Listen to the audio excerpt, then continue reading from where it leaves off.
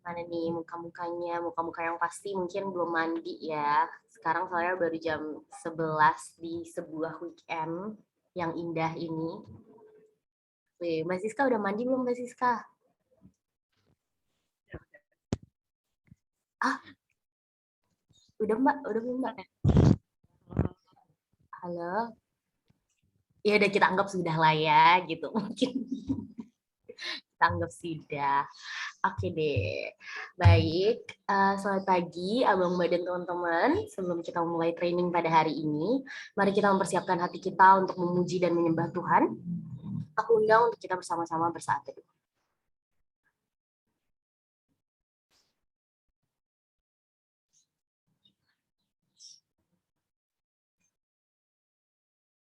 Mari kita bersatu dalam doa. Allah Bapa yang bertata dalam surga, terima kasih ya Tuhan atas kesempatan yang kau berikan kepada kami semua. Terima kasih atas waktu dan kebaikan-Mu sehingga kami bisa hadir pada pagi menjelang siang hari ini untuk mengikuti training MC. Mengucap syukur Tuhan atas segala kebaikan, penyertaan Tuhan. Uh, Ampuni Tuhan segala dosa kami yang kami lakukan, baik sengaja maupun tidak sengaja. Biarlah Roh Kudus-Mu yang menjamah kami dapat mendengarkan dengan baik training pada hari ini, dan kami juga dapat mendapatkan sesuatu sehingga kami dapat melayani dengan baik ke depannya. Kami serahkan training ini dari awal pertengahan hingga akhirnya Tuhan, hanya dalam nama saja Tuhan Yesus juru selamat kami. Amin. Oke, aku sapa kembali ya. Shalom, selamat pagi menjelang siang, Abang Mbak dan teman-teman. Selamat datang kembali di training MC POF HUI 2022. Aku sangat bersyukur bisa melihat semangat kita semua yang ada di sini untuk sama-sama belajar ya. Padahal seperti yang udah aku bilang tadi, ini tuh hari Sabtu, weekend, kita bisa memilih untuk jalan-jalan atau tidur, bermalas-malasan ya di kasur. Tapi dengan hadirnya kalian semua di sini menunjukkan bahwa kalian memiliki hati yang mau diajar dan mau melayani. Puji Tuhan. Mungkin kalau boleh kita ngobrol-ngobrol sebentar kali ya sebelum kita memulai trainingnya. Siapa nih kira-kira ya yang aku mau ajak ngobrol? Sandi deh, Sandi. Halo Sandi. Halo Nah, Mbak. gitu dong Sandi. Sandi aku mau nanya nih, kenapa sih Sandi kamu mau ikut training MC ini? Oke, pertama shalom untuk Abang Mbak dan mungkin ada teman-teman di sini juga. Semoga Abang Mbak dan teman-teman senantiasa dalam lindungan Tuhan. Eh, Mungkin alasan aku untuk ikut di training MC ini yang pertama untuk melayani Tuhan tentunya melalui persekutuan kita di PWFAUI. Selain itu tentunya walau itu ya tujuan utama. Kemudian yang kedua untuk menjadi berkat juga buat setiap jemaat PWFAUI yang mungkin kita sebagai pelayanannya yang akan mendampingi teman-teman jemaat PWFAUI untuk beribadah bersekutu di dalam Tuhan. Gitu sih, Mbak. Keren banget nih Sandi. Sandi datang nggak training minggu lalu? Nah, kebetulan minggu lalu itu nggak datang, Mbak, karena lagi ada eh, kegiatan lain yang tidak bisa Hmm, dihindarkan. Gitu, oh Mbak. iya, Maaf ya. oke. Nanti ada recordingnya kan ya Mbak Vina Mbak Yenin ya? Bisa tuh ditonton, soalnya bagus banget kemarin Bang Bene, bener-bener memberkati banget dan kayaknya cocok banget kalau misalnya kamu memang ikut training ini karena punya hati yang untuk melayani. Oke deh, thank you Sandi, jangan off cam ya, tetap on cam. Oke, sekarang satu lagi aku mau tanya kepada mentornya deh, Mbak Esther nih yang mukanya udah semangat banget dari tadi. Boleh Mbak Esther, aku mau tanya Mbak Esther, kenapa sih Mbak Esther bersedia untuk ikut melayani jadi mentor di training MC kali ini? Thank you, Ele. Sebenarnya karena apa ya? Maksudnya udah menikmati melayani sebagai MC juga dan ya mau di training lagi dan ya pengalaman yang indah aja sih. Maksudnya bisa, Abed, bisa diberikan anugerah melayani sebagai pemimpin ibadah gitu, dan ya pengen ini lagi sih, maksudnya udah lama gitu kan nggak MC persekutuan, dan udah lama nggak ikut ibadah online gitu, atau ibadah persekutuan kampus gitu kan. Jadi kayak wah udah lama nih gitu. Jadi gaskol, oke gitu. Iya. Mantap, mantap. Puji Tuhan.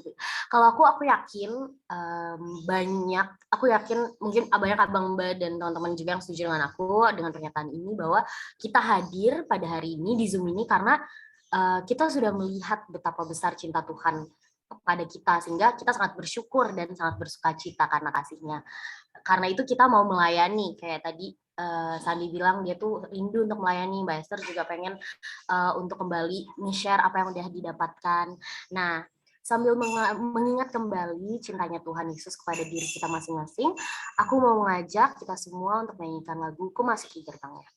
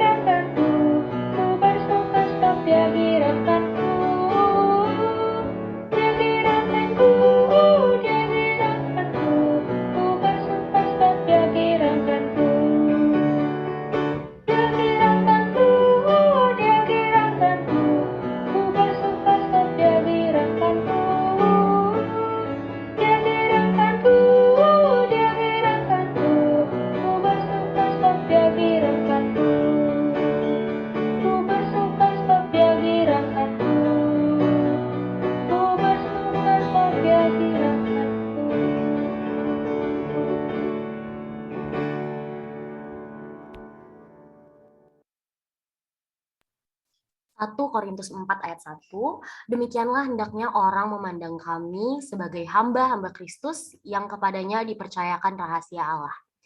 Abang Mbak dan teman-teman, sebagai orang percaya, kita juga mendapat tugas panggilan menjadi seorang hamba. Kita menjadi seorang hamba demi melakukan kehendak Tuhan di dalam hidup yang benar. Menjadi seorang hamba berarti kita diminta untuk hidup tunduk pada Sang Tuan, yang mana dalam hal ini kita diajak untuk hidup sesuai dengan kehendak Tuhan Yesus. Untuk melayani, baik melayani Tuhan maupun melayani sesama. Sebagai hamba, adalah tugas kita untuk melakukan dengan taat dan setia hal yang diperintahkan atau dikehendaki oleh Tuhan. Mari bersama-sama kita membuka setiap hati kita yang sudah Tuhan rancangkan untuk menjadi hambanya dengan menyanyikan lagu Hati Hamba.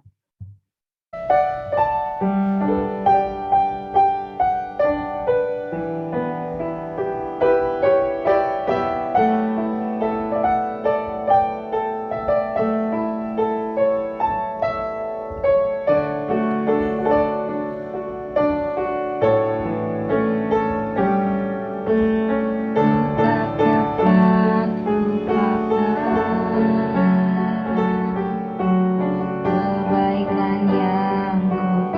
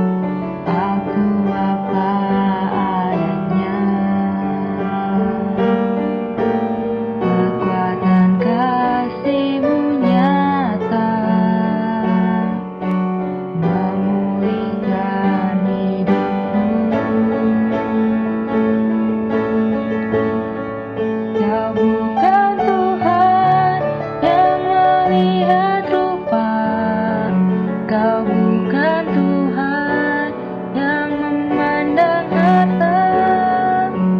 Hati hamba yang selalu Kau cari, biar Kau temukan di dalamku. Selama ku hidup, ku mau menyembah-Mu, sebab Engkau sangat berarti bagiku.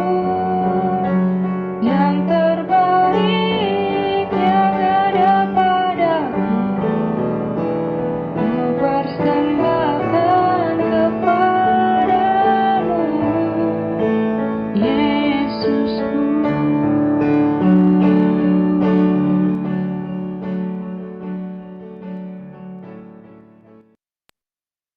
Serahkan kepada Mbak Jopil untuk memimpin kita di dalam doa. Oke, mari kita bersatu di dalam doa. Ya Allah, biarlah seperti lagu tadi, lewat training hari ini kami dimampukan dan diajarkan lebih dalam lagi untuk memiliki hati seorang hamba. Kami sadar ya Tuhan bahwa kami manusia yang berdosa dan seringkali kami sombong atau sok tahu atau bersandar pada keinginan diri kami sendiri. Tapi ajarlah ya Tuhan, ajarlah kami untuk tunduk sekali lagi kepada Engkau, tunduk sekali lagi kepada kehendak-Mu bagi kami, dan biarlah kami, apabila nantinya kami akan menjadi pemimpin-pemimpin pujian, kami juga terus memelihara karakter yang penuh dengan kerendahan hati, dan mau terus tunduk pada firman Tuhan dan kehendak Tuhan bagi kami. Persiapkan hati kami Tuhan juga untuk mengikuti training pada hari ini. Berikan kami telinga yang mau dengar-dengaran, hati yang mau tunduk kepadamu, dan juga berikan device dan sinyal yang cukup supaya kami bisa mengikuti training hari ini dengan baik. Ini doa permohonan kami yang kami sampaikan melalui perantaraan Yesus Kristus Tuhan Juru Selamat kami yang hidup. Amin. Oke. Selamat pagi menjelang siang teman-teman semuanya. Pagi menjelang siang, Mbak. Oke, ada 20 orang, jadi jangan satu suara saja. Coba boleh sekali lagi, selamat pagi. Pagi, Mbak. Pagi, Kak Jopil. Oke, sip. Ya teman-teman, sebelum mulai mungkin sebelum aku perkenalan, aku juga ingin mengenal teman-teman ya pastinya, karena kita nggak mungkin kenalan satu persatu, mau minta tolong, kalau boleh. Namanya yang ada di sini, yang di Zoom, namanya diganti nama panggilan teman-teman. Jangan nama lengkap, ini kayak misalnya GA Priyanka Draupadi. Aku nggak tahu manggilnya apa ya. Panjang gitu. Jadi bisa diganti satu kata aja yang biasanya teman-teman pakai, nama panggilannya apa, dan angkatan berapa. Jadi misalnya aku namanya, aku rename juga ya. Gini. Oke, Jopil 2016 gitu ya. Siska 2017 dan lain-lain. Nah, yang kedua, selain ganti nama supaya aku bisa dengan mudah menyebut dan memanggil dan bertanya nanti, minta juga sama teman-teman yang ada di rumah dan sinyalnya bagus, on cam yuk gitu. Karena aku sering mengatakan ini setiap jadi MC, on cam itu menolong kita serius dan fokus gitu. Kalau teman-teman nggak on cam, aku nggak tahu teman-teman ngapain, teman-teman juga nggak punya responsibility untuk mendengarkan yang lagi mau disampaikan gitu. Jadi kayak ya udah gue main HP aja, toh dia juga nggak tahu gitu. Jadi yuk dibuka kameranya supaya kita bisa saling mempertanggungjawabkan apa yang ada di hadapan kita nih saat ini gitu ya. Oke. Kecuali teman-teman nggak bisa sinyalnya, aku maklumi. Selanjutnya aku mau mungkin perkenalan dulu ya. Perkenalkan, nama aku Josephine Priscilla. Aku FAUI 2016. Oh ya, biasanya dipanggilnya Jopil, itu singkatan Josephine Priscilla Jopil gitu. FAUI 2016, lulus tahun 2021 Januari. Terus sekarang bekerja di Pengadilan Negeri di Karawang sebagai PNS. Terus waktu di kampus menjadi tim inti dulu khususnya di bidang acara. Jadi memang kerjanya ngurusin ibadah-ibadah persekutuan Jumat, ngurusin MC gitu ya, nyari-nyari MC, eh, ngeritik-ngeritik MC. Nah, itu kerjaan aku. Tapi juga jadi MC juga di kampus dulu, lalu juga di di pelayanan mahasiswa yang ada di bawah Perkantas, dan juga di gereja sampai sekarang masih jadi MC juga gitu. Jadi salam kenal sama teman-teman, walaupun kita nggak bisa kenalan satu-satu, tapi semoga ya teman-teman bisa mendapat sesuatu ya dari sini. Apa sih gue? Oke, jadi teman-teman boleh di next. Hari ini kita akan sama-sama belajar mengenai bagian kedua ya dari training kita gitu. Kalau minggu lalu itu lebih banyak dibahas mengenai apa itu ibadah yang bersama-sama secara corporately gitu ya, bersekutu. Terus juga apa sih gunanya gitu seorang pemimpin ibadah ada di dalam ibadah itu. Nah, itu minggu lalu sudah dibahas oleh Bang Bene. Minggu ini kita akan membahas terus kalau aku jadi MC, aku harus ngapain kayak gitu. Jadi lebih ke banyak hal-hal teknis yang akan dibahas di sini, sangat praktikal. Kalau minggu lalu mungkin banyak yang kayak teori gitu ya, filsafat, enggak filsafat, teori dan kayak sangat menyentuh hati. Kalau yang sekarang itu lebih ke praktikalnya gitu. Prakteknya gimana terus jadi MC gitu ya. Nah, karena ini sangat praktikal, jadi tidak mungkin hanya menyimpan-nyimpan di dalam hati. Jadi kalau teman-teman punya catatan, punya pulpen, atau mau catat di notes, silakan disiapkan sekarang, karena aku harus katakan bahwa yang akan aku sampaikan itu ada 19 halaman Word. Jadi jangan sampai, dan 19 halamannya tidak ada yang bisa dikurangi gitu. Jadi kayak sangat banyak dan sangat-sangat terperinci dan sangat-sangat praktikal. Jadi catat semuanya baik-baik, walaupun nanti mungkin akan aku kasih kalau aku berkenan gitu. Oke, jadi pada saat ini kita akan membahas dua bagian besar. Yang pertama adalah merancang ibadah dan memimpin ibadah. Jadi di dalam tugas seorang MC, waktu dia menerima pelayanan sebagai seorang MC ada atau pemimpin ibadah lah ya, aku bilangnya jangan MC ya, pemimpin ibadah waktu diberikan pelayanan itu ada dua hal yang pemimpin ibadah harus siapkan. Yang pertama, dia harus merancang ibadahnya, yang kedua dia harus memimpin ibadahnya. Nah, jadi pemimpin ibadah itu bukan cuma di hari H datang terus kayak oke, teman-teman, kita akan nyanyi ini, kita akan ibadah dan lain-lain, bukan hanya itu, tapi di belakangnya ada persiapan yang sangat panjang yang menjadi tugas seorang pemimpin ibadah itu untuk siapkan kayak gitu. Nah, boleh di next mungkin kita masuk ke bagian yang pertama, merancang ibadah. Satu lagi. Nah, di dalam 1 Korintus 14 ayat 40, minggu lalu juga sebenarnya sudah disampaikan, Paulus mengatakan, tetapi segala sesuatu harus berlangsung dengan sopan dan teratur. Nah, segala sesuatu itu apa? Segala sesuatu maksudnya adalah perkumpulan atau pertemuan jemaat harus dilaksanakan dengan sopan dan teratur. Nah, untuk membuat sebuah pertemuan jemaat yang teratur, artinya nggak acak-acakan gitu ya, nggak spontan, nah itu diperlukan adanya perancangan gitu ya. Jadi kenapa merancang ibadah itu penting? Merancang ibadah itu penting supaya ada tercapai keteraturan tadi. Jadi seorang pemimpin ibadah harus secara sengaja, secara intensional mempersiapkan alur ibadah, mempersiapkan lagu-lagu, mempersiapkan cara-cara kita membawakannya gitu. Jadi satu prinsip penting yang pertama yang kita belajar adalah pemimpin ibadah harus sangat menghindari yang namanya spontanitas. Gak boleh spontan kayak, oh gue mau jadi MC, oke ya udah hari ini ibadahnya kapan? Hari ini. Oh ya udah langsung aja gitu. No gitu. Jadi harus penuh dengan persiapan kayak gitu. Walaupun mungkin memang ada case-case tertentu yang kayak boleh minta tolong nggak gantiin atau gimana, itu hal berbeda. Tapi secara prinsipnya harus ada persiapan, harus ada perancangan yang terlebih dahulu dilakukan. Nah, boleh di next. Nah, goal dari sebuah ibadah, minggu lalu sebenarnya juga udah dijelaskan, adalah membuat ibadah yang baik, yaitu ibadah yang berpusat kepada Allah. Ibadah yang berpusat kepada Allah itu artinya apa? Waktu minggu lalu mungkin udah dijelaskan bahwa ibadah itu adalah undangan Allah kepada umatnya. Jadi Allah memanggil umatnya, datanglah kepadaku gitu ya. Terus umatnya datang kepada Allah merespon undangan itu gitu. Jadi sebenarnya ibadah itu pusatnya adalah Allah, dimulai dari Allah. Jadi waktu kita seorang pemimpin membuat ibadah, harus mengingat bahwa pusat ibadah ini sedang ingin memuliakan dan menyenangkan Allah.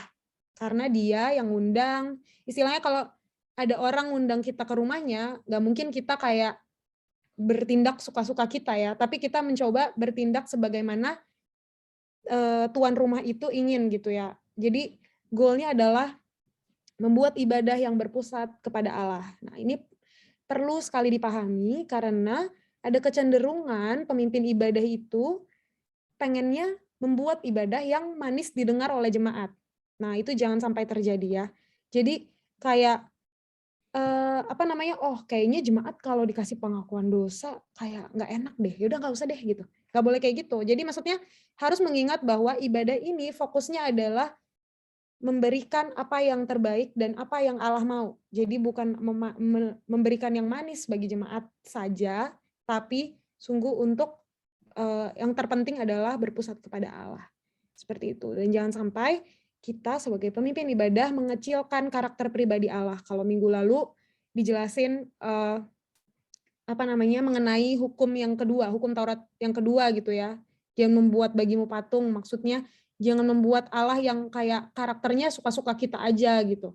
Nah, itu juga yang penting pemimpin ibadah, jangan sampai kayak, oh Allah tuh gue maunya yang ini aja, yang satu lagi gue nggak mau gitu. Nggak boleh kayak gitu ya. Jadi benar-benar fokus ibadah itu adalah God-centered gitu. Nah, oke. Nah, setelah mengetahui itu, aku juga ingin mengingatkan bahwa hal yang juga penting gitu ya dalam membuat ibadah adalah pemimpin ibadah harus dengan rendah hati selalu mau mereview gitu. Karena kita tahu bahwa ibadah ini berpusat kepada Allah. Kita di minggu yang lalu mungkin juga udah dijelaskan bahwa dan kita juga udah tahu bahwa kita tuh manusia-manusia yang berdosa, manusia-manusia yang terbatas, sehingga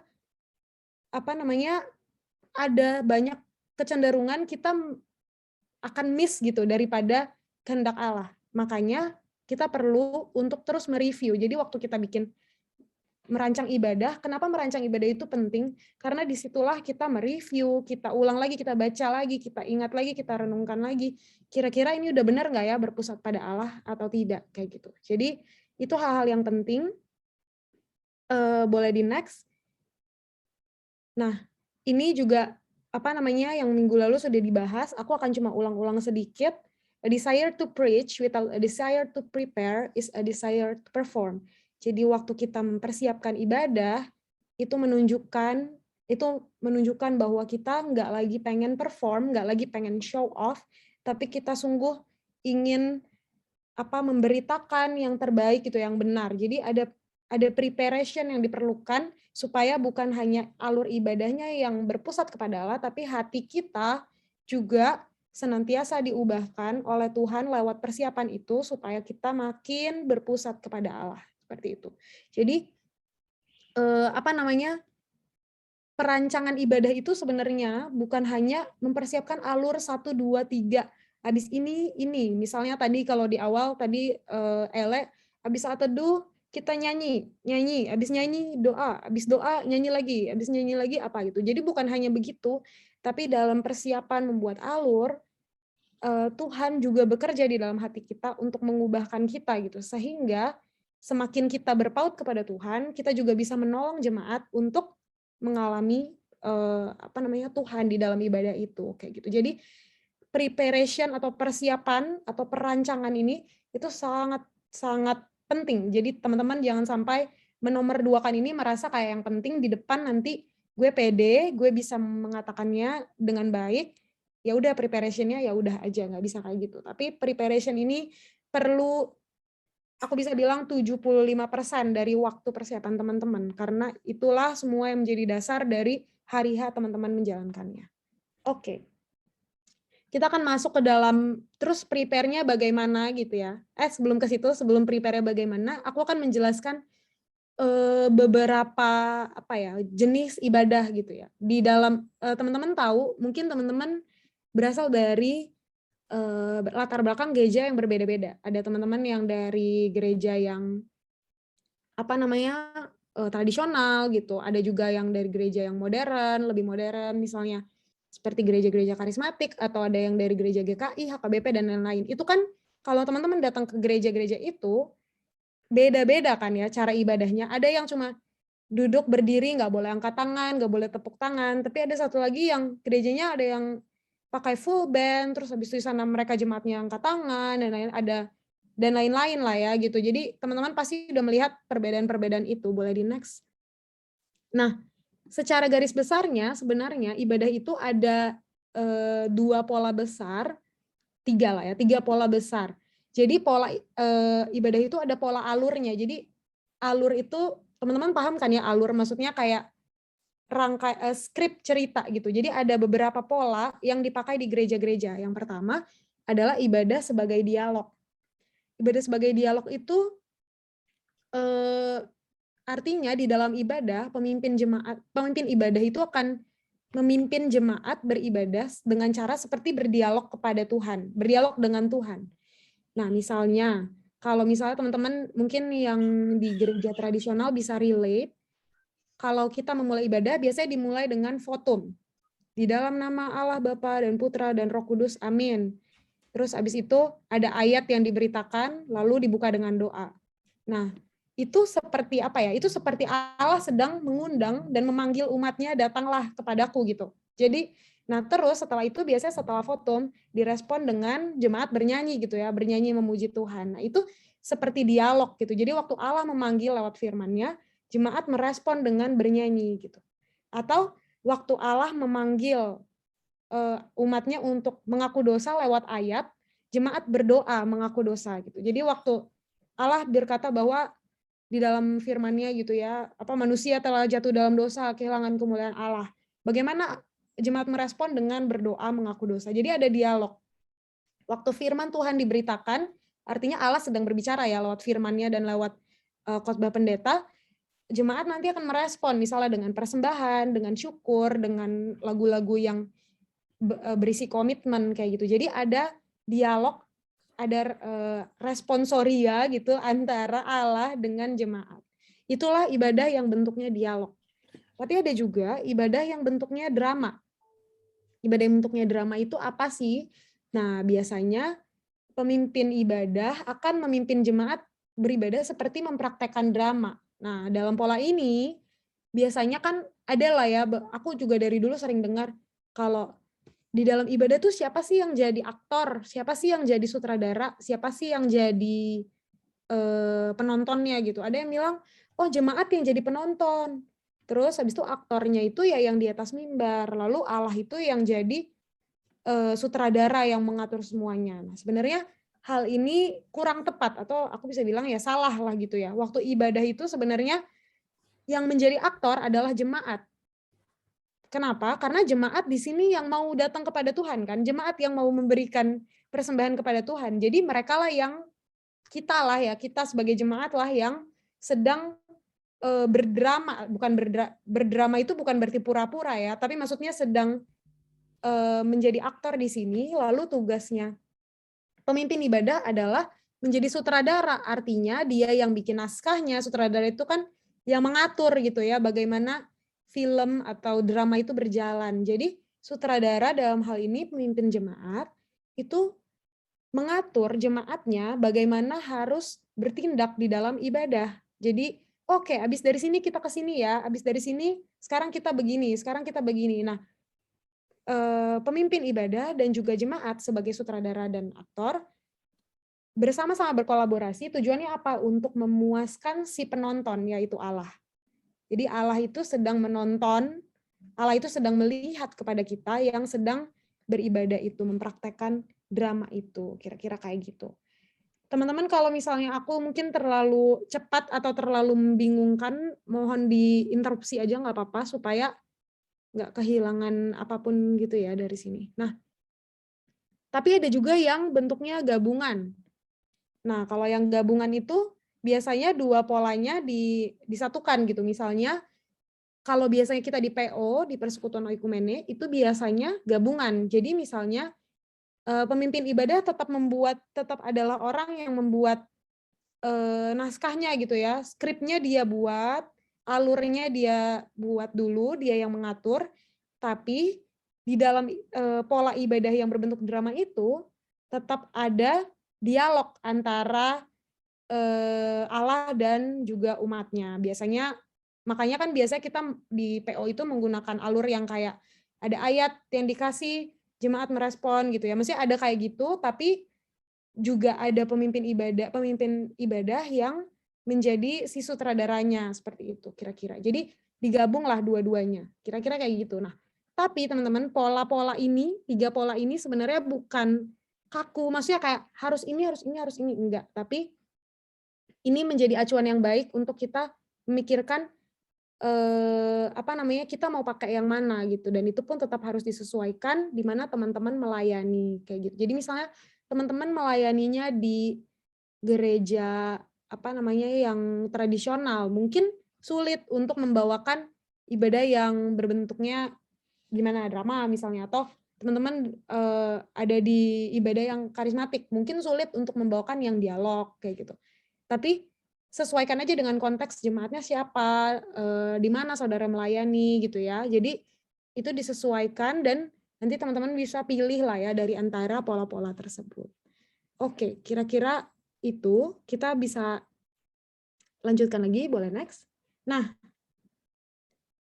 ini adalah tahap yang paling ini semoga paling menolong sih buat teman-teman, karena yang tadi mungkin lebih blur gitu ya, kayak masih nggak ngerti, masih abstrak gitu. Tapi di bagian yang liturgi ini kita akan lebih secara praktis gitu ya, belajar apa sih yang ada di dalam ibadah biasanya gitu ya. Jadi liturgi itu sebenarnya adalah, kalau bahasa kita sih sebenarnya tata ibadah gitu. Jadi formula yang dipakai untuk ibadah itu bisa dibuat secara teratur gitu. Jadi liturgi itu fungsinya di sini, di dalam slide ini ada 4. Yang pertama, menjadi undangan yang membawa umat kepada Tuhan, kepada pertobatan. Loh, kok bingung. Undangan yang membawa umat kepada Tuhan, kepada pertobatan. Maksudnya, misalnya di dalam yang tadi aku udah bilang di awal, waktu kita memulai ibadah, biasanya dibuka dengan ayat firman Tuhan, artinya Tuhan memanggil. Nah, di dalam liturgi atau tata ibadah yang kita buat, pastikan nanti akan ada tercermin gitu, bagaimana umat akhirnya datang merespon undangan itu, dan akhirnya datang kepada Allah dan bertobat, kayak gitu, lewat banyak liturginya, banyak alurnya lah ya, nanti ada pengakuan dosa, berdoa, lalu ada pemberitaan Injil di dalamnya, kayak gitu. Jadi di dalam liturgi itu ada undangan yang membawa umat kepada pertobatan gitu. Yang kedua, di dalam liturgi juga ada komunikasi dan refleksi atas pengajaran yang dihayati oleh jemaat. Nah, ini juga tadi kita udah sama-sama obrolin lah ya di sebelumnya yang di bagian dialog. Yang ketiga, menciptakan keteraturan dan kehikmatan dalam ibadah bersama-sama dengan Tuhan. Artinya keteraturan tadi, pentingnya ada tata ibadah supaya ibadah itu nggak spontan dan pemimpin nggak bingung kayak abis ini gue ngapain, nggak kayak gitu, tapi sudah ada alur yang sudah dipersiapkan, tata ibadah yang rapi supaya ibadah itu bisa berjalan dengan teratur. Yang terakhir, kalau ibadah diibaratkan sebagai pertunjukan teater, liturgi itu seperti naskahnya. Jadi ya dengan kita membuat liturgi atau tata ibadah, drama atau ibadah itu tadi nggak sama ya kayak poin di atas, nggak ancur-ancuran, tapi ada naskah ceritanya yang sama-sama kita mau bawakan kayak gitu. Oke. Boleh di next. Nah, sekarang kita akan belajar satu-satu ya teman-teman. Biasanya liturgi itu atau tata ibadah itu isinya apa sih gitu ya. Biasanya ada 8 poin ini yang penting menjadi bagian dari sebuah tata ibadah atau liturgi yang baik. Nah, liturgi ini biasanya ada alur kayak menuju klimaks gitu. Jadi maksudnya kayak dari awal umat dipanggil, terus mengaku dosa, terus menyembah Tuhan, firman Tuhan diberitakan gitu ya, pada akhirnya umat diutus. Jadi klimaksnya maksudnya ada kayak alur yang semakin naik gitu, semakin sampai ke ujung kita semakin diutus oleh Allah gitu. Jadi ada menuju klimaks seperti itu. Nah, kita akan mulai satu-satu dari panggilan beribadah sampai ke pengutusan. Jadi sebenarnya pokok-pokok yang ada di dalam liturgi ini sama. Jadi ini sifat yang teman-teman aku akan ulang berkali-kali nih nanti. Ini semua nggak kaku yang akan aku ceritakan. Bisa ada yang mungkin nggak ada, bisa ada yang disatukan kayak gitu ya. Tapi aku akan ajarin dulu semuanya supaya teman-teman tahu di kapan teman-teman perlu satukan itu, kapan teman-teman merasa oh mungkin yang ini bisa ditaruh di bawah atau nanti nggak usah dan lain sebagainya kayak gitu. Jadi aku akan coba jelaskan dulu satu persatu. Yang pertama adalah panggilan beribadah. Ibadah dimulai ketika Allah memanggil atau mengundang umatnya. Lalu nanti umat akan merespon dengan berhimpun datang kepada Allah. Merespon dengan memuji Allah dan bersama-sama gitu ya, bersama-sama datang merespon panggilan Allah itu. Nah, makanya biasanya kalau beberapa gereja menyebutkannya mungkin bukan panggilan beribadah, tapi panggilan berhimpun atau umat berhimpun kayak gitu. Jadi umat bersama-sama datang kepada Allah untuk merespon undangan Allah. Oke. Nah, di bagian yang pertama ini, tugasnya pemimpin ibadah adalah mengajak jemaat untuk mengarahkan hati dan pikirannya kepada Allah. Karena kan tadi Allah udah mengundang. Nah, sekarang pemimpin ngajak jemaat atau mengajak jemaat untuk ayo siapkan hati dan pikiran kita mau menghampiri dan merespon panggilan Allah kayak gitu. Jadi di bagian pertama itu. Nah, caranya gimana? Yang pertama biasanya pemimpin ibadah ngajak saat teduh gitu ya. Bukan ya maksudnya mengajak jemaat silakan ambil saat teduh secara pribadi atau membuka ibadah di dalam doa. Membuka dalam doa, terus juga bisa membacakan ayat firman Tuhan yang menjadi panggilan untuk beribadah gitu ya. Membuka dengan firman Tuhan atau juga mengajak jemaat untuk menyanyikan satu lagu pujian yang mengekspresikan biasanya yang bagian awal itu waktu kita datang kepada Allah merespon undangan Allah, lagu-lagunya adalah yang mengekspresikan pujian-pujian kepada Allah gitu, mengekspresikan karakter Allah, apa yang Allah sudah lakukan bagi manusia gitu, mengekspresikan siapa Allah, misalnya kita lagi dalam satu ibadah yang mana kita ingin mengekspresikan Allah yang kudus gitu. Kita mencoba untuk memulai dengan menyanyikan lagu misalnya suci suci suci kayak gitu. Jadi memuji karakter-karakter Allah, memuji apa yang Allah sudah lakukan bagi umatnya kayak gitu. Jadi di bagian pertama itu. Oh ya, nanti kalau ada pertanyaan itu bisa ditanyakannya lewat mana guys? Lewat komen atau maaf mengganggu? Fokus. Komen. Iya, bisa nanti ke PC, ke aku atau Vina, Mbak boleh. Oke, jadi nanti kalau teman-teman dalam setiap bagian ini ada pertanyaan, boleh langsung ditanyakan ya lewat chat kayak gitu, supaya nggak lupa. Yang kedua adalah pengakuan dosa. Nah, boleh di next ya. Pengakuan dosa itu adalah ketika kita masuk ke dalam alur yang kedua. Waktu pertama tadi kita dipanggil untuk datang kepada ibadah, datang kepada Tuhan dalam ibadah, terus kita merespon dengan puji-pujian kepada Tuhan. Di saat yang sama, seharusnya seorang manusia itu waktu datang kepada Tuhan akhirnya menyadari ya bahwa wah Tuhan itu kudus, wah Tuhan itu mulia. Lalu akhirnya melihat pada dirinya, ya ampun gue siapa ya gitu. Harusnya waktu kita datang kepada Allah dan melihat kepada Allah yang telah mengundang kita juga bisa merefleksikannya kepada diri kita bahwa ya ampun betapa berdosanya aku di hadapan Allah yang kudus, di hadapan Allah yang mulia itu gitu. Nah, makanya bagian pengakuan dosa ini sangat penting. Kadang kita takut untuk membawakannya karena merasa, duh nanti jemaat nggak nyaman kayak gitu. Padahal seharusnya kita membuat mereka tidak nyaman gitu.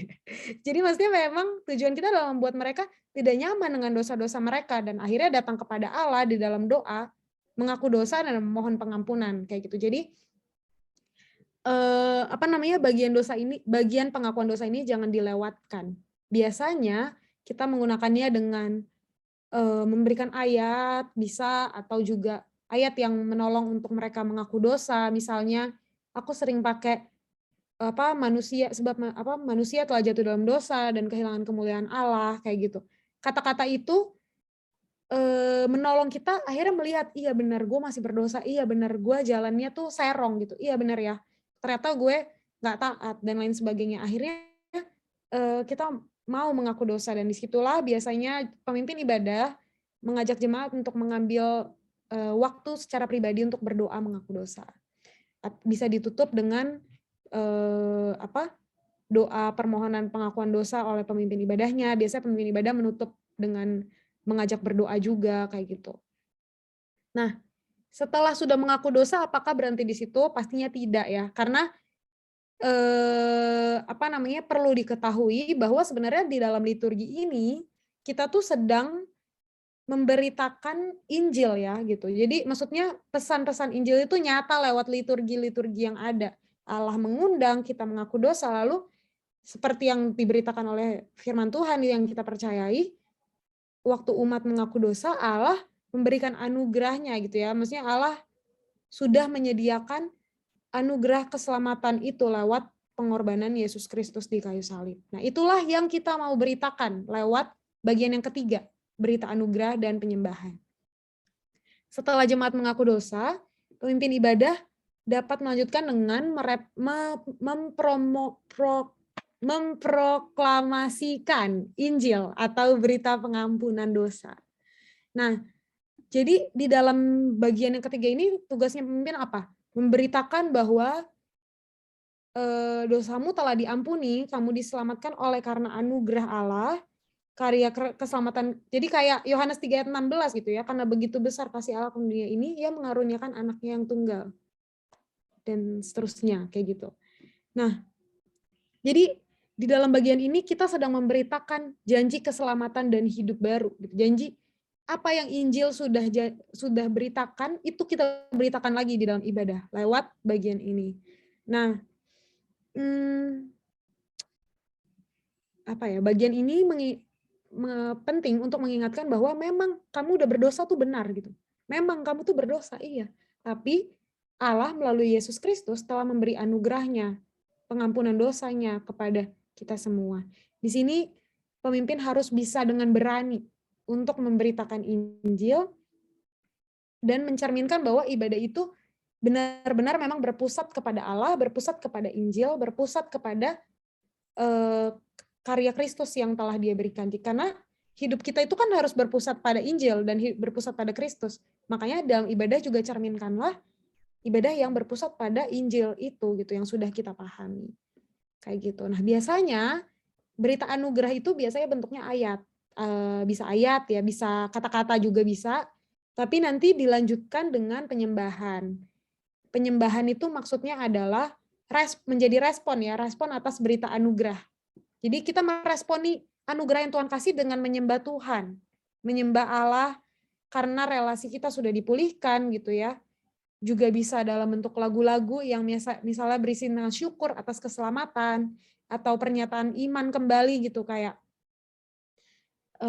terima kasih Tuhan untuk keselamatan daripadamu gitu. Aku mau terus percaya kepadamu gitu. Aku mau terus percaya kepada karya keselamatan daripadamu kayak gitu. Jadi bentuknya seperti itu gitu, lebih fokus kepada menyembah Allah dan karya keselamatan yang Ia telah buat gitu. Penyembahan ini apakah selalu harus nadanya yang sendu-sendu gitu ya? Enggak juga gitu ya. Yang paling penting sebenarnya adalah liriknya itu sesuai gitu. Tapi memang biasanya lagunya lebih yang yang sendu-sendu gitu. Apa sih bahasanya? Enggak upbeat ya, slow beat. Gitu ya, yang slow kayak gitu.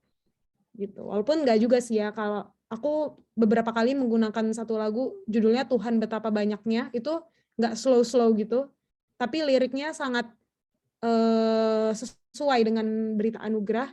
Jadi ya udah nggak apa-apa, aku pakai aja gitu. Oke. Nah, tidak saya nyanyikan. Oh, nyanyikan ya.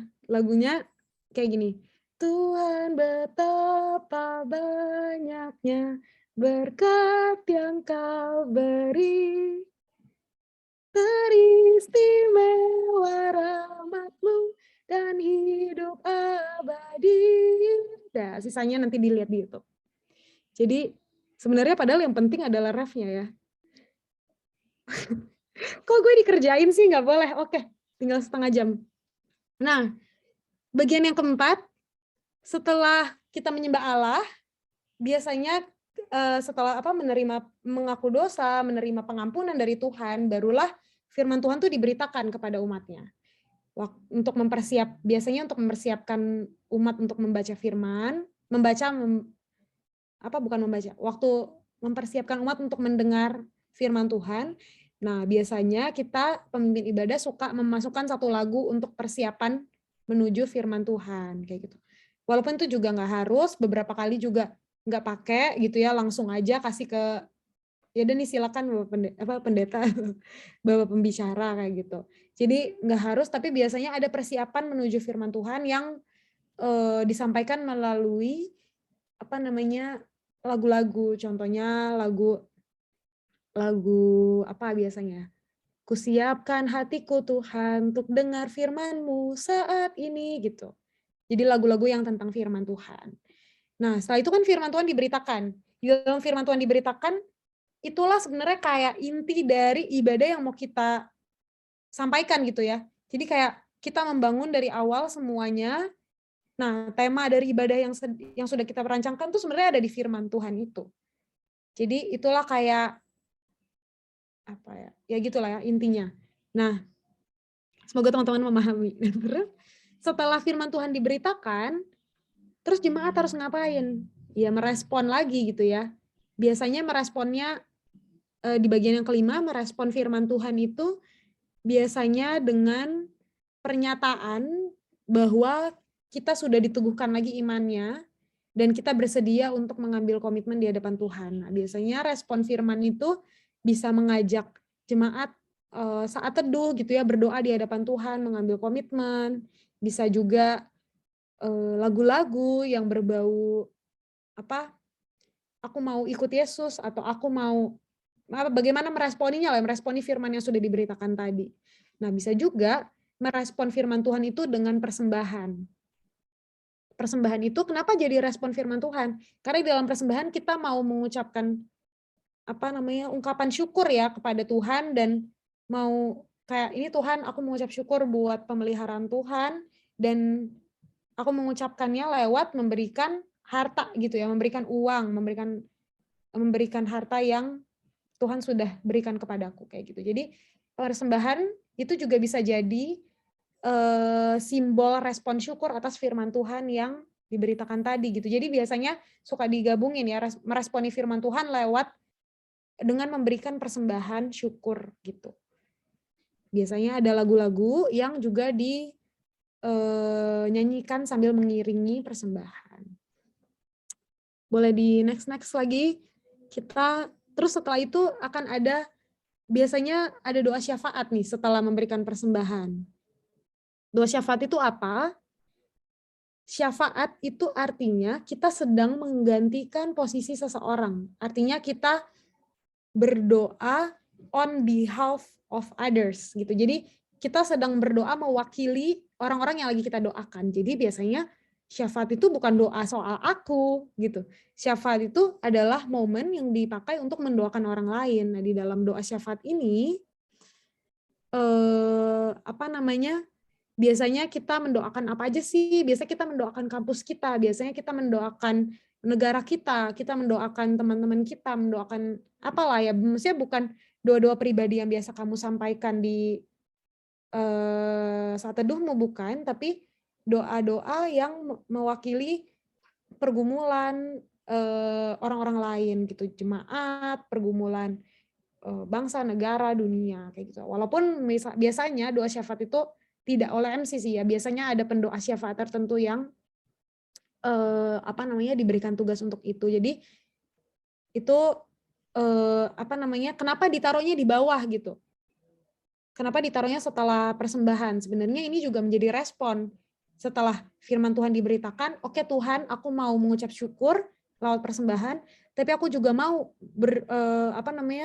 berdoa bagi orang-orang lain gitu. Jadi nggak lagi fokus sama diri ya waktu kita sudah menerima firman, tapi kita juga melihat keluar dan mau mendoakan mereka membawanya kepada Tuhan. Seperti itu.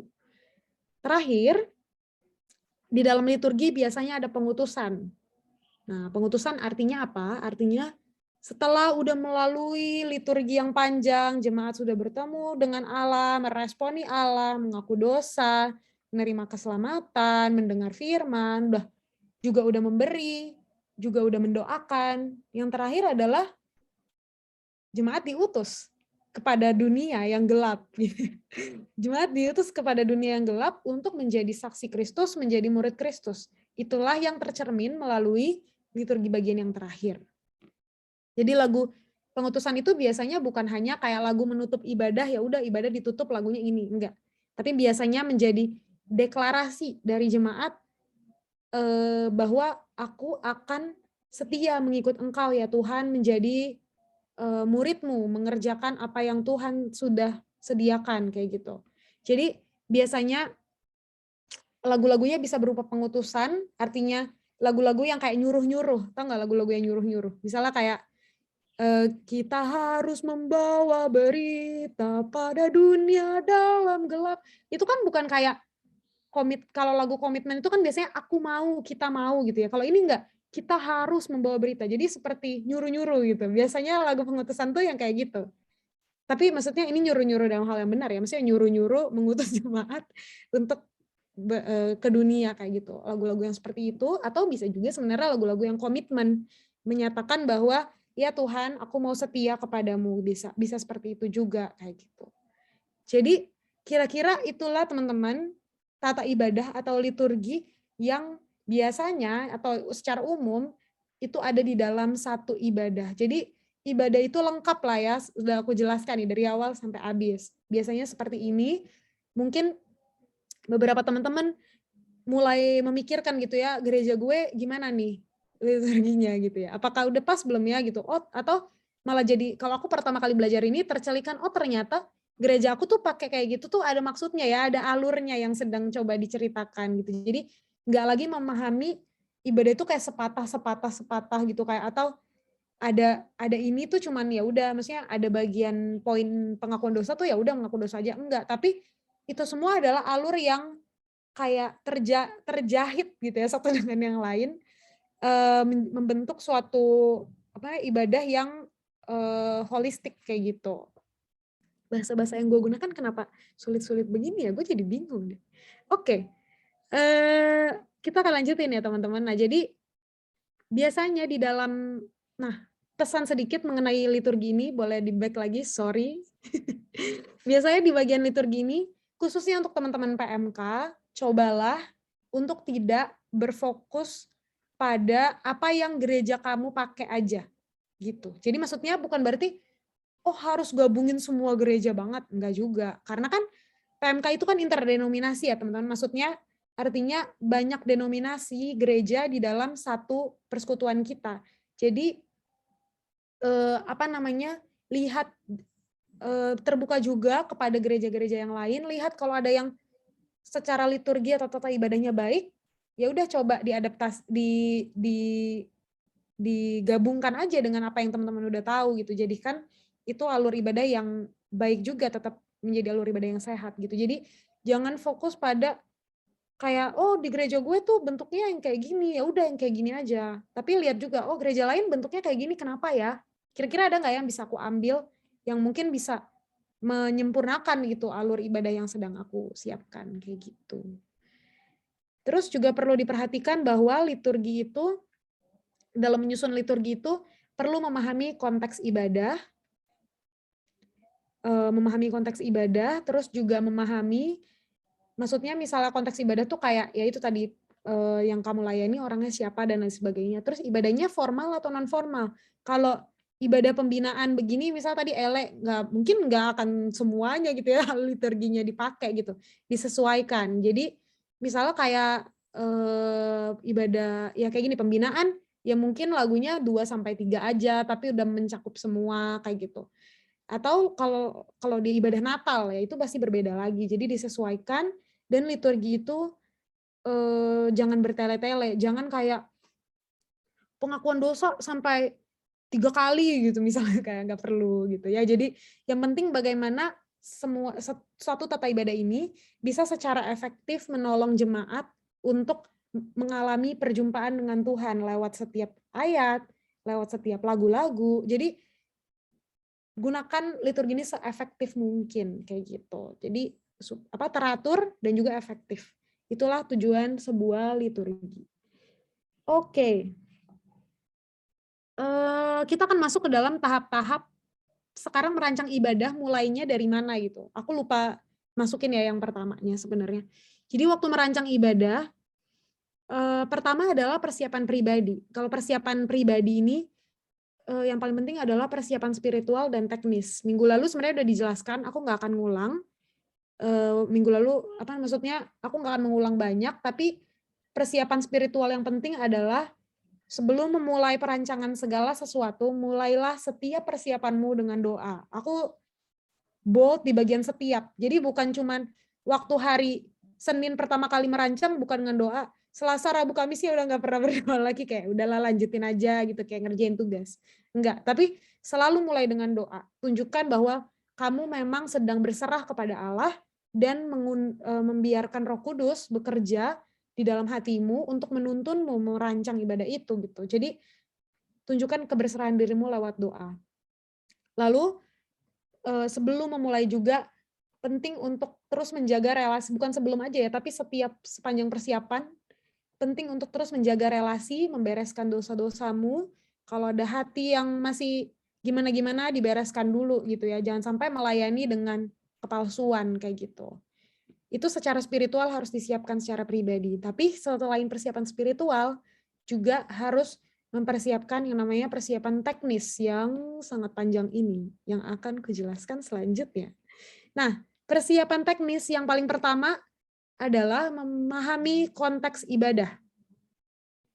Jadi langkah pertama waktu kita terima pelayanan, jangan langsung, oke, gue udah tahu nih lagunya ABCDE. Itu belakangan gitu ya. Kamu dari mana tahu bahwa lagu ini cocok akan untuk dibawakan kalau kamu aja nggak menganalisa dulu ibadahnya tuh akan seperti apa gitu. Jadi pahami dulu acaranya ini apa sih gitu ya, konteks ibadahnya ini apa. Yang pertama harus disiapkan, yang pertama adalah melakukan PA pribadi gitu. Biasanya kalau misalnya kita baru maksudnya kalau kita menerima pelayanan, nanti pengurus atau panitia akan ngasih yang namanya tema. Boleh di next dulu ya.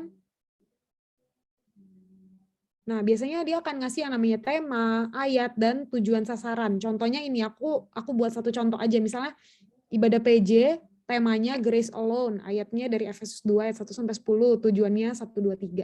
Biasanya ini udah dikasih nih dari jauh-jauh hari. Ini ya temanya, silakan persiapkan. Nah, boleh di back lagi. Terhadap tema itu, hal pertama yang harus dilakukan adalah melakukan PA pribadi. PA itu apa? Pendalaman Alkitab.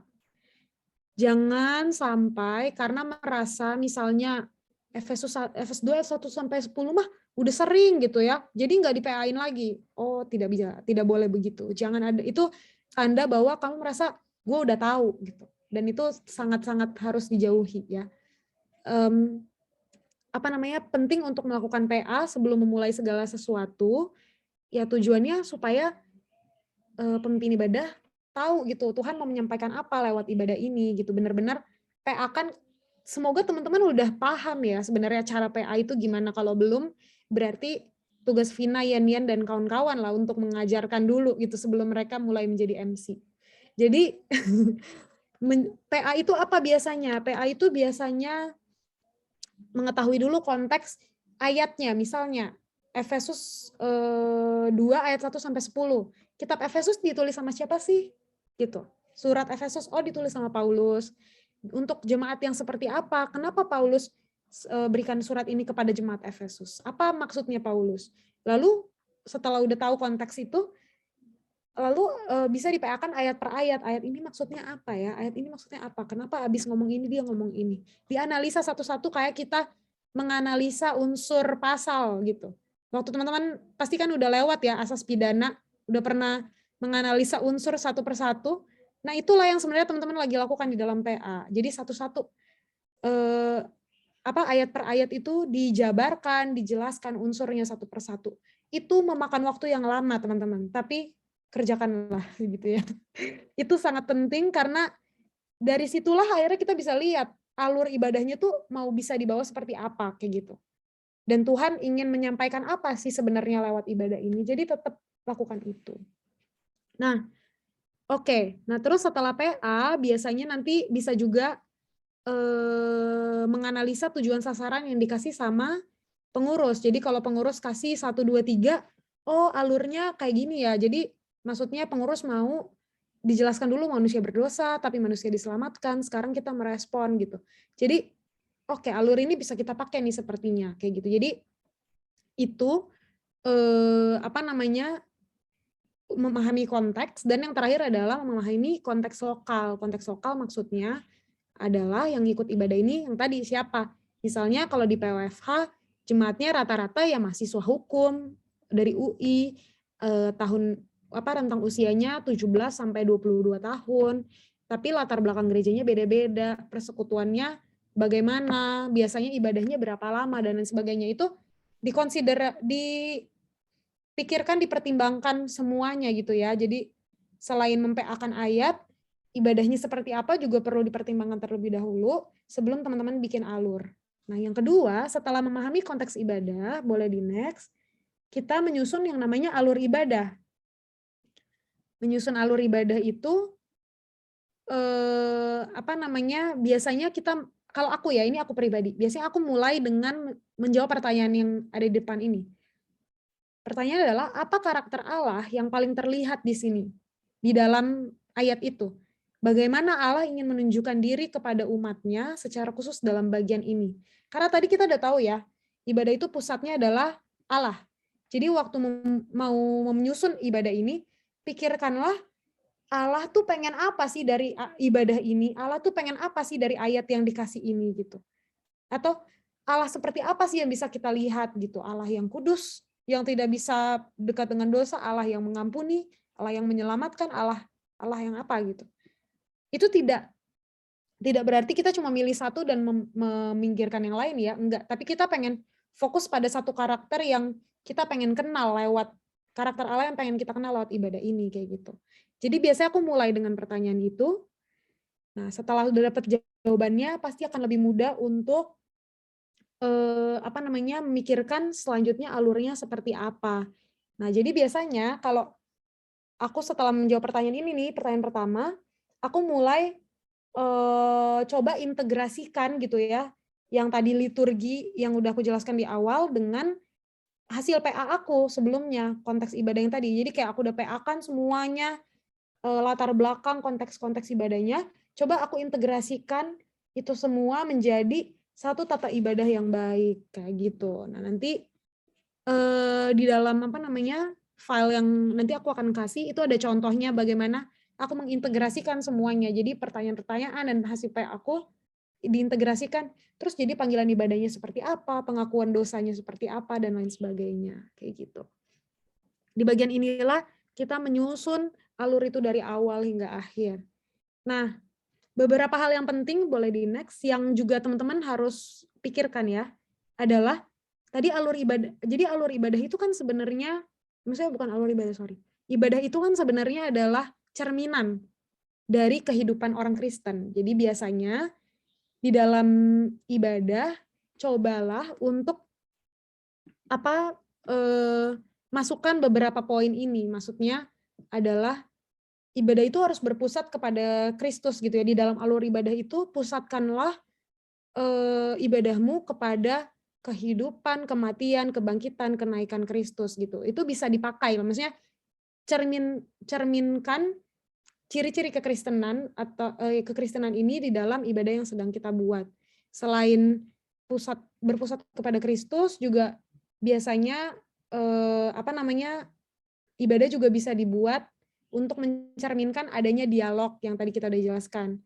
Nah, biasanya atau hal lain juga yang bisa dicerminkan melalui ibadah adalah natur Tritunggal gitu. Jadi di dalam ibadah itu kita bisa memperlihatkan bahwa ada yang namanya Allah Bapa, Allah Putra, dan Allah Roh Kudus. Apa peran-peran mereka? Nah, itu kalau teman-teman bisa masukkan juga di dalam alur ibadah. Walaupun nggak harus semuanya ada di dalam itu, kalau nggak akan jadi banyak banget dan sangat memusingkan. Teman-teman bisa pilih, teman-teman bisa integrasikan satu dengan yang lain kayak gitu. Itu hanya saran ya. Nah, boleh di next dulu. Setelah membuat alur ibadah. Jadi tadi sebenarnya teman-teman aku pengen ajak untuk bikin, tapi karena mungkin nggak sempat karena tinggal sedikit lagi waktunya. Jadi aku selesaikan dulu sampai habis. Kalau masih ada waktu, kita akan coba bikin alurnya sama-sama gitu ya. Tapi kalau enggak, nanti akan dijelaskan oleh kakak-kakak trainer di breakout room. Oke. Yang selanjutnya adalah memilih lagu rohani.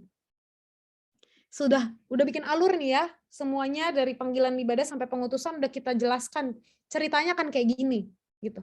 Setelah itu udah dibuat, barulah kita pikirin lagu apa yang mau ditaruh di situ. Jadi jangan pilih lagunya dulu, terus alurnya disesuaikan sama lagunya, jangan kebalik gitu ya. Maksudnya buat dulu ceritanya, baru nanti lagu-lagunya tinggal mengikuti kayak gitu. Nah, lagu rohani itu banyak banget ya teman-teman, pasti teman-teman juga tahu ya, ada macam-macam lah gitu. Nah, tapi satu hal yang penting seorang pemimpin pujian atau pemimpin ibadah harus punya adalah kemampuan untuk memilah mana lagu yang sesuai dengan firman Tuhan, lagu yang sehat, dan mana lagu yang kurang sehat atau tidak sesuai lah dengan firman Tuhan kayak gitu. Jangan karena ini ada God-God-nya berarti semua gitu. Atau ada church-nya, take me to church, bisa kali masukin ke ibadah yang nggak bisa gitu ya. Jadi harus paham. Makanya seorang pemimpin ibadah itu kan secara spiritual juga harus sudah punya relasi dengan Allah, karena melalui firman Tuhan, melalui pengajaran, melalui pertolongan Roh Kudus lah, kita bisa memilah mana nih, ini lagu pas nggak ya, ini lagu sesuai firman Tuhan apa enggak, kayak gitu. Nah, lagu-lagunya itu biasanya ada macam-macam yang teman-teman bisa pilih. Ada lagu bahasa Inggris, bahasa Indonesia, lagu yang himnal. Himnal tuh maksudnya bukan maksudnya lagu-lagu yang tradisional gitu, yang udah tua gitu ya, udah dari 1800-an, biasanya ada di kidung jemaat gitu-gitu. Atau lagu kontemporer yang lebih zaman sekarang gitu. Atau ada lagu tempo cepat, tempo lambat, lagu kami itu maksudnya adalah lagu-lagu yang pakai kata ganti kami. Kami datang penuhi panggilan-Mu Tuhan. Atau lagu saya, mampirlah dengar doaku, bukan doa kami kan, doaku gitu. Jadi itu semua tuh harus secara sengaja teman-teman pilih sesuai dengan alur ibadahnya. Jadi dan juga sesuai dengan konteksnya pastinya. Misalnya di POFH gitu. Biasanya jemaatnya lebih familiar sama lagu-lagu apa? Oh, lagu-lagu kontemporer. Oke. Mungkin bisa masukkan lagu-lagu kontemporer, tapi karena dia interdenominasi ya, maksudnya masukin juga beberapa lagu-lagu yang mungkin banyak jemaat nggak familiar, tapi ada beberapa yang familiar gitu. Maksudnya karena dia dari gereja yang berbeda, mungkin ada orang-orang yang cuma tahu kidung jemaat, tapi mungkin ada orang-orang yang cuma tahu lagu JPCC. Ya udah, satuin aja gitu. Ada lagu yang kidung jemaatnya, ada lagu JPCC-nya kayak gitu. Kalau di kalau di persekutuan biasanya kayak gitu.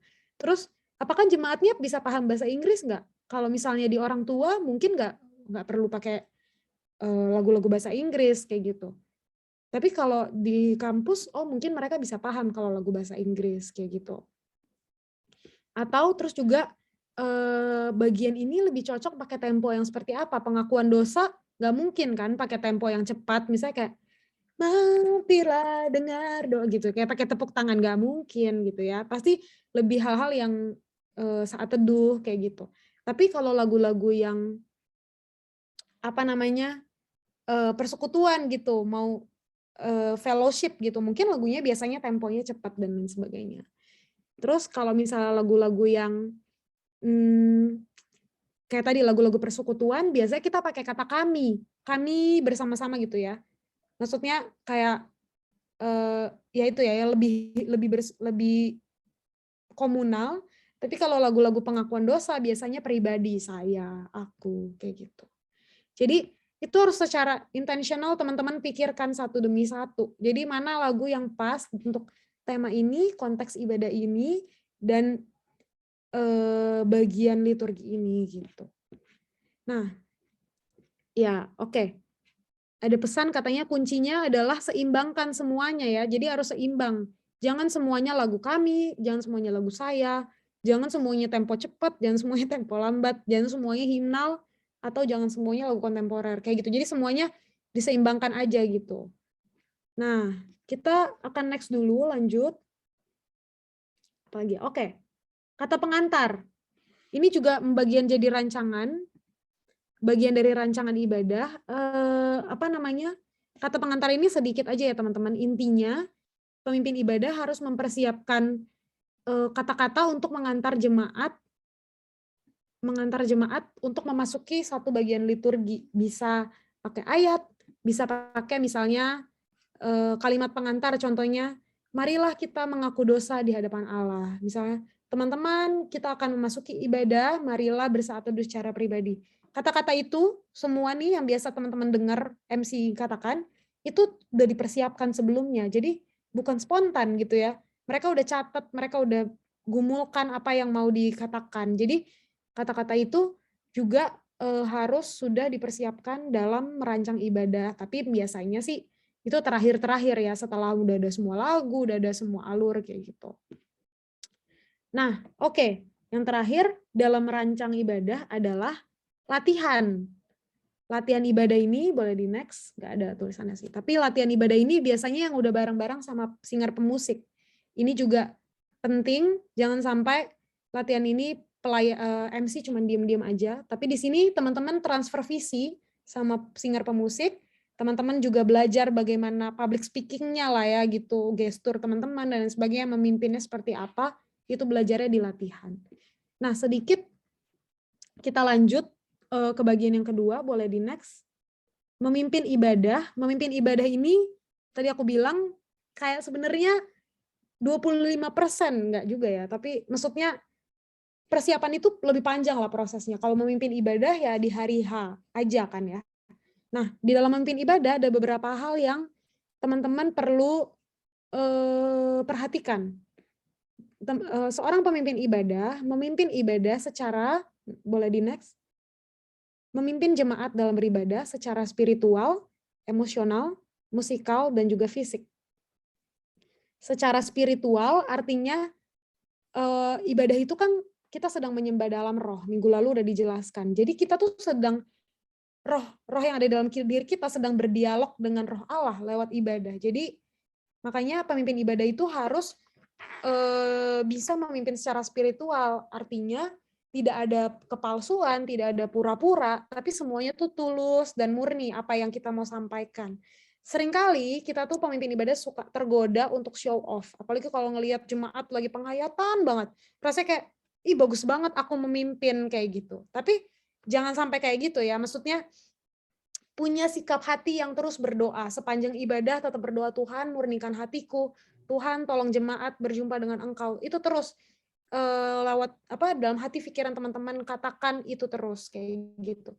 Supaya kita nggak merasa diri kita yang keren, enggak, tapi justru mengucap syukur karena lewat pelayanan kita mereka berjumpa dengan Allah kayak gitu. Itu secara spiritual. Kalau secara emosional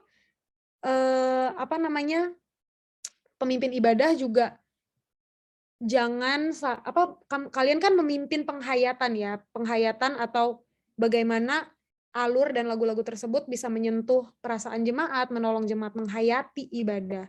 Nah, dalam memimpin jangan sampai kalian terlalu penghayatan sampai akhirnya asik sendiri, terus jemaatnya jadi bingung kayak gitu. Jadi harus ada emotional balance, keseimbangan emosi dan penguasaan diri supaya nggak terlalu kayak penghayatan sendiri, jemaatnya malah hah kenapa gitu, atau malah kalian jadi ngeblank karena udah terlanjur nangis-nangis lah di atas mimbar misalnya kayak gitu. Terus kalau secara musikal yang ketiga, secara musikal artinya jemaat memimpin musik. Maksudnya apa? Jemaat memimpin musik, sorry. Pemimpin memimpin musik. Artinya pemimpin harus nyanyi. Pemimpin tuh kan memimpin lagu-lagunya ya, jadi harus nyanyi. Jangan sampai nggak nyanyi, jangan sampai cuma lip sync, benar-benar tunjukin lah. Makanya seorang pimpin ibadah harus punya ya setidak-tidaknya bisa bernyanyi, tidak buta nada kayak gitu. Dan selain harus bernyanyi juga harus memimpin pengulangan. Misalnya, mari kita nyanyikan dari awal. Atau ucapkan lirik-lirik lagunya yang akan diulang. Itu juga artinya sedang memimpin secara musikal. Yang terakhir secara jasmani atau secara fisik itu pemimpin memimpin lewat gesturnya, lewat tatapan matanya, suaranya, jangan sampai suaranya kayak sedang bergumam, tapi harus jelas suara yang kata-kata yang teman ucapkan dengan jelas, intonasi, artikulasi yang jelas, gesturnya juga jangan begini-begini, tapi dengan ya benar dengan benar lah ya, jangan nunduk atau baca-baca terus, tapi pandanglah jemaat yang sedang teman-teman layani, kayak gitu. Bagian terakhir banget sebelum habis adalah ibadah online. Konteks ibadah online. Aku sadar bahwa ibadah online itu lebih sulit untuk dipimpin daripada ibadah offline. Kenapa? Teman-teman nggak bisa lihat. Kayak aku ngelihatnya kan, oke, Vina dikit lagi ya. Ini terakhir, 3 paragraf. Ibadah online itu, apa namanya, kalau aku ngelihat ke teman-teman begini, sebenarnya teman-teman lagi lihat aku menghadap ke bawah, ya kan? Kalau aku begini, ngadep ke sini, barulah teman-teman melihat bahwa seperti kayak aku lagi mandang teman-teman gitu. Jadi ibadah online itu susah karena kita merasa disconnected. Kita tuh nggak bisa menatap mereka, kita nggak bisa tahu mereka lagi ngapain kayak gitu. Nah, seringkali jemaat juga suka off cam nih, kayak lebih kebanyakan orang di sini gitu. Kita nggak tahu mereka lagi ngapain kayak gitu. Jadi kesannya kayak lagi ngomong sama layar hitam, tapi ada nama-namanya nih, Sandi 2021, Gabriel 2020 gitu. Mereka lagi ngapain kita nggak tahu. Nah itu memang menjadi pergumulan kita ya, pergumulanku juga beberapa kali jadi pelayan MC online kayak gitu. Tapi ingatlah teman-teman bahwa ibadah itu dimulai oleh Allah dan juga berpusat pada Allah. Jadi tetap ingat bahwa aku mempersembahkan ini bukan supaya jemaat lihat aku atau gimana. Di tengah segala kesulitannya, bersandar dan bergantunglah pada Tuhan, dan tetap jaga motivasimu yang murni. Sehingga di tengah segala keterbatasan, aku percaya Tuhan tetap bisa pakai kok setiap kata-kata kita, setiap lagu-lagu dan alur yang kita lagi siapkan, itu untuk menyentuh hati jemaat. Beberapa saran, yang pertama, jangan ada kepalsuan. Tetap jaga hatimu untuk tetap murni, gitu ya. Kadang tuh kepalsuan tuh maksudnya apa? Kita pura-pura nyanyi, atau lagi nyanyi tuh kita main handphone gitu ya. Kadang kan kelihatan ya sebenarnya kita ngadep ke bawah gitu lagi main handphone. Atau kita buka layar yang lain kayak gitu. Jangan kayak gitu. Anggap aja kamu lagi di atas mimbar, tapi online kayak gitu. Jangan ada kepalsuan, jangan ada pura-pura ya. Fokus kepada ibadah itu dan hatimu tetap juga berdoa. Yang kedua, selain jangan ada kepalsuan, yang kedua adalah tetap pimpin jemaat secara musikal. Misalnya kayak di dalam rekaman, bikinlah rekaman kamu nyanyi sambil ada pengulangan. Jadi dalam rekaman itu misalnya ada kata-kata, mari kita ulang dari awal, gini gitu. Jadi biasanya suka ditambahkan seperti itu supaya jemaat merasa dipimpin waktu bernyanyi kayak gitu. Yang ketiga, walaupun kamu di mute, tetap bernyanyi, tetap harus bernyanyi. Jangan kayak ya udah biarin aja dia dengerin, enggak. Kamu juga harus bernyanyi di sana, karena kalau kamunya aja nggak nyanyi, gimana kamu mau expect jemaat bisa nyanyi juga gitu. Yang keempat, salah satu yang paling penting dalam ibadah online adalah intonasi dan artikulasi suara. Jangan ngomongnya sekecil ini atau datar-datar. Tapi jelas, lantang gitu ya. Dan kata perkatanya itu ya jangan bergumam, harus benar-benar jelas, karena kalau kamu ngomongnya nggak jelas, ya udah jemaat hilang fokus, dah bye-bye off cam. Gitu. Dan yang terakhir, kalau mungkin kan, kalau misalnya lagi memimpin itu, jangan baca terus atau nunduk atau ngelihat ke bawah terus, tapi usahakan lihat aja ke kamera gitu. Karena dengan kamu lihat ke kamera, jemaat merasa lagi ngomong sama kamu gitu. Maksudnya kamu lagi ngomong sama mereka gitu ya. Jadi ngelihatnya ke sini supaya mereka merasa bahwa oh, dia lagi menyampaikan itu kepada aku kayak gitu. Jadi usahakan eye contact seperti itu. Nah, itu cuma beberapa saran, nggak semuanya aku bisa kasih gitu ya. Tapi kalau teman-teman punya pertanyaan, kalau di sini nanti waktunya mungkin udah habis, bisa hubungi aku, nanti aku bisa kasih nomor WA atau gimana untuk teman-teman juga bisa meminta saran atau apalah pendapat dan lain-lain kayak gitu. Nah, satu poin penting teman-teman, ingatlah bahwa hanya Roh Kudus saja yang bisa mengubah hati manusia. Bukan kamu, bukan aku, bukan alur ibadah kita. Tapi Allah menggunakan, Allah memakai kita dan lagu-lagu dan alur ibadah dan pelayanan kita sebagai pemimpin ibadah untuk memberitakan Injil itu supaya mereka mendengar dan kiranya gitu ya, Tuhan berkenan untuk mengubah hati mereka. Jadi tetap bersandar kepada Tuhan, tetap bersandar kepada Tuhan dalam proses persiapan sampai pemimpin ibadahnya. Jangan kecewa kalau merasa yang datang dikit atau kok mereka kayak nggak fokus dan lain sebagainya. Jangan kecewa, tetap bergantung sama Tuhan seperti itu. Oke, sepertinya itu aja yang mungkin aku sampaikan. Kita nggak akan ada pertanyaan ya? Misalnya kita ada tanya jawab atau langsung ke breakout room? Nggak ada ya? Oke, jadi kita akan langsung masuk ke dalam breakout room habis ini. Di dalam breakout room, kita akan belajar secara praktis ya teman-teman, bagaimana sih membuat alur ibadah kayak gitu. Breakout room-nya apakah udah dibuat, Kakak Vina? Sudah Mbak, ini mau di sekarang atau gimana? Oke, sebentar. Berarti kita akan masuk ke dalam breakout room. Sebelum masuk, mungkin aku tutup dulu di dalam doa ya teman-teman. Yuk, mari kita bersatu di dalam doa. Bapa di dalam surga, ya Tuhan, banyak hal yang kami belajar hari ini. Mungkin kami masih belum paham semuanya, tapi ajar kami terus bergantung kepadamu dan punya hati yang mau terus diajar dengan rendah hati mencari tahu dan merenungkan segala sesuatu sehingga Engkau terus ya Tuhan yang bekerja di dalam hati kami, menolong kami untuk semakin memahami bagaimana kami dapat melayani dengan baik, dengan sesuai dengan kehendak Allah dan betul-betul mempersiapkan ibadah yang berpusat kepada Allah, berpusat kepada Injil, berpusat kepada Kristus. Ini doa dan permohonan kami ya Tuhan, siapkan kami, siapkan hati setiap kami untuk dapat melayani-Mu dan memuliakan-Mu sesuai dengan apa yang Engkau kehendaki bagi kami. Tuhan, kalau sebentar kami mau lanjut ke breakout room, Engkau juga ya Tuhan yang menolong kami untuk fokus dalam breakout room sehingga kami bisa semakin belajar bagaimana mempersiapkan ibadah yang baik, ibadah yang sehat, ibadah yang memuliakan Engkau. Ini doa dan permohonan kami ya Tuhan, kami serahkan semua ke dalam tangan-Mu. Amin. Oke. Oke. Kita langsung ke breakout room ya. Silakan.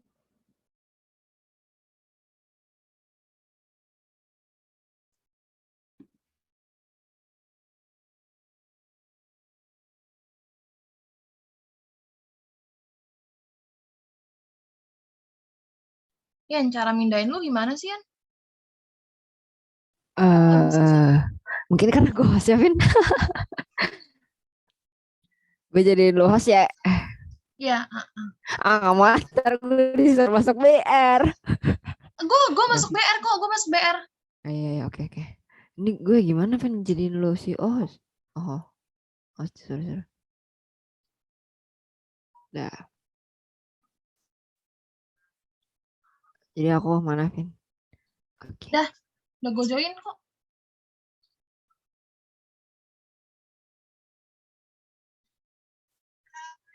Amanda jangan lupa join ya.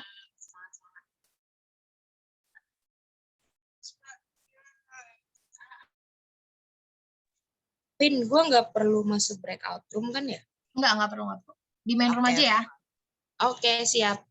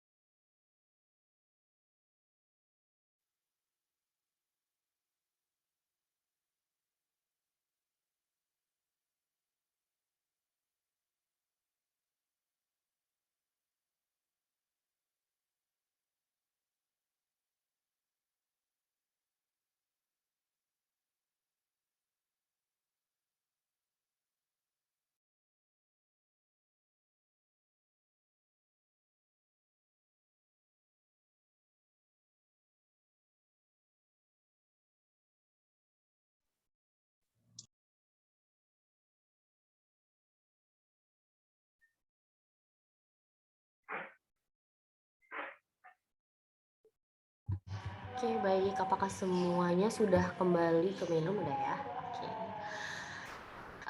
Baik, sebagai respon kita atas panggilan yang Tuhan berikan untuk melayani sebagai MC atau worship leader di POFHUI, aku mau mengajak kita semua untuk terus mengejar hadirat Tuhan di dalam hidup kita. Sebagai MC POFHUI, biarlah pelayanan kita dapat menjadi persembahan yang harum dan menyatakan kebesaran Tuhan. Mari kita bersama menyanyikan lagu Mengejar Hadir-Mu.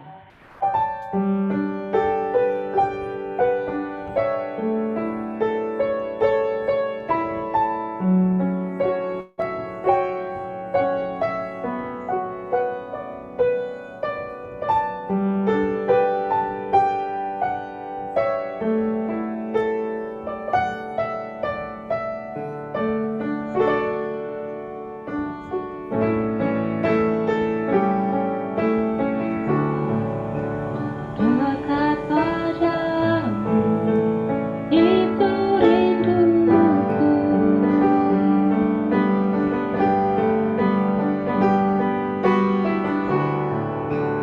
Setiap katamu kau pun menunggu. Tak kusangka ku temukan satu kasih yang abadi. Kini ku datang dan ku bawa hidupku.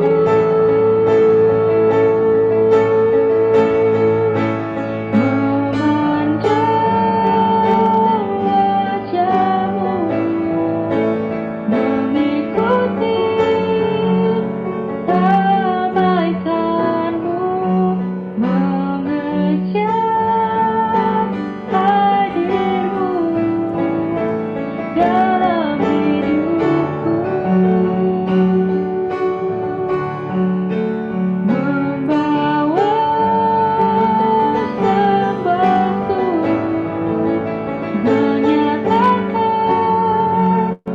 kebesaranmu, mengejar hadirmu dalam hidupku.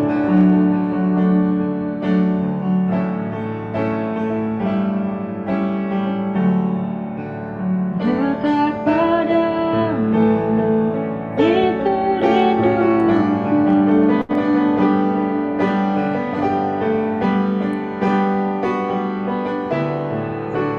Setiap katamu kau pun menunggu. Tak kusangka ku temukan satu kasih yang abadi.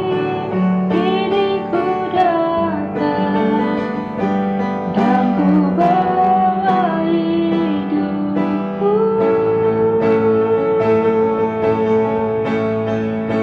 Memandang wajahmu, mengikuti kebaikanmu, mengejar hadirmu dalam hidupku,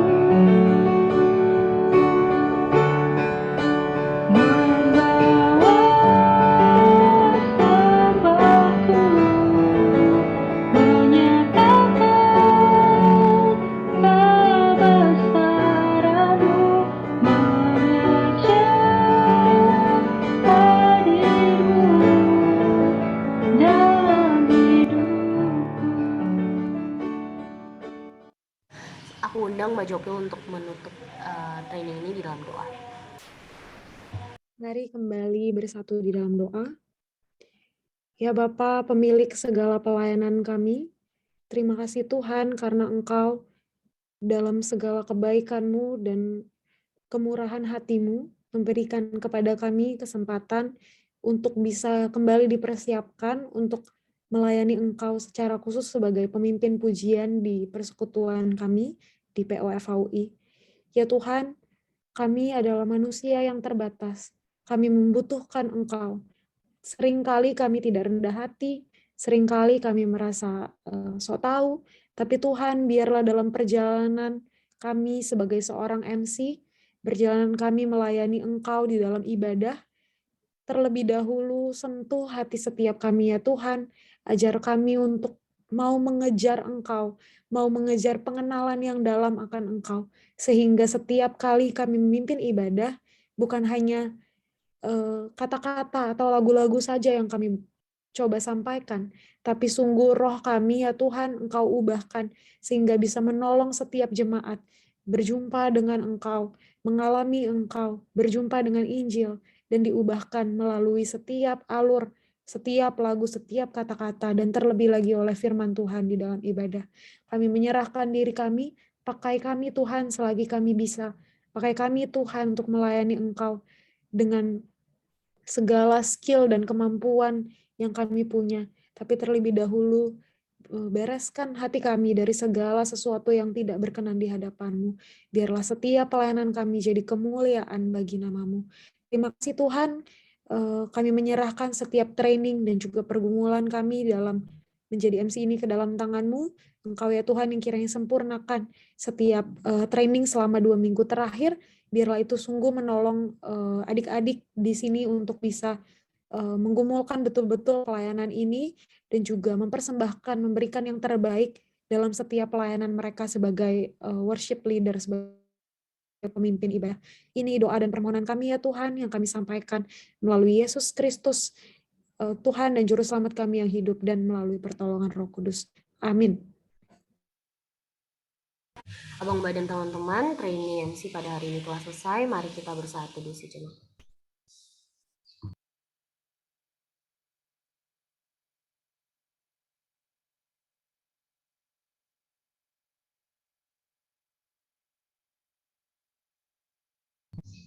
Untuk selanjutnya, aku serahkan kepada pengurus.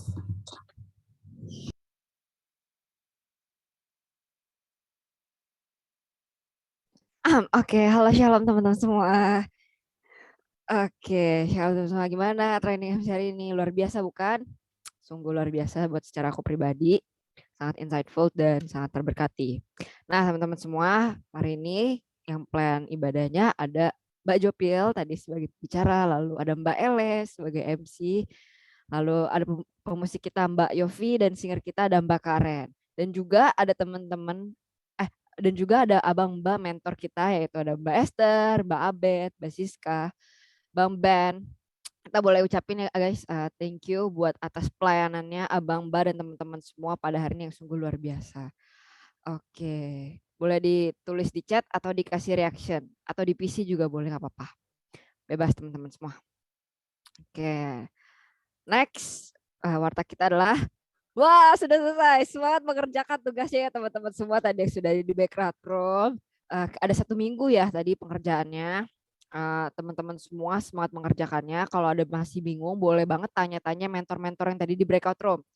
Nah, kontaknya ada kan ya guys ya? Kalau nggak ada nanti dikasih, tenang aja di grup dikasih. Teman-teman bisa PC mbak-mbaknya atau bangnya. Dan selamat mengerjakan tugasnya, selamat menggumulkan. God bless you teman-teman semua. Happy weekend. Sekian guys. Oh iya betul. Kita tidak melupakan untuk foto ya guys ya. Jangan live ya guys. Ya, mari kita on cam ya guys ya. On cam.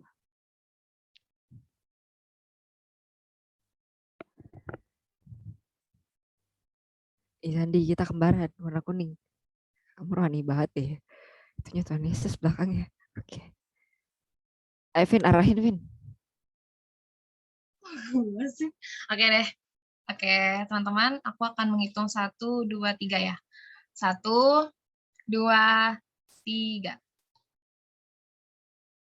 Oke, mungkin sekali lagi buat gaya bebasnya. Oke, boleh. 1, 2, 3. Oke, makasih ya untuk hadirannya. Mantap. Thank you.